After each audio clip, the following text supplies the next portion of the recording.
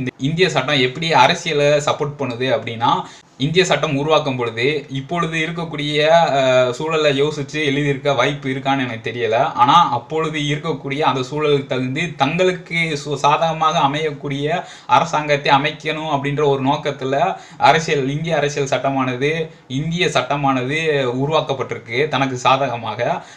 என்ன எப்படி அதுக்கு சாதகமா இருக்கு அப்படின்னா, இந்திய சட்டம் என்ன ஏற்றப்படுதோ அதை மக்கள் ஏற்றுக்கணும், அதை ஃபாலோ பண்ணணும் அப்படின்ற சட்டம். இது மக்களுக்கு சாதகமாக, மக்களுக்கு நலன் இழைக்கக்கூடிய சட்டமா இருந்தா மக்கள் எல்லாரும் ஏத்துப்பாங்க. மக்களுக்கு புறம்பாக, மக்கள் நலனுக்கு எதிராக இருக்கும் பொழுது மக்கள் அதை அகைன்ஸ்டா தான் இருப்பாங்க, மறுக்கதான் செய்வாங்க. உதாரணத்துக்கு ஜல்லிக்கட்டு, இப்ப மும்மொழி கொள்கை, இந்த மாதிரி பல சட்டங்கள் நாட்டில் ஏற்றப்பட்டு இருக்கு அரசாங்கத்தால. அப்போ இந்த இந்திய அரசியல் சட்டமானது என்ன சொல்லுது அப்படின்னா, பொதுமக்களை பார்த்து நீங்க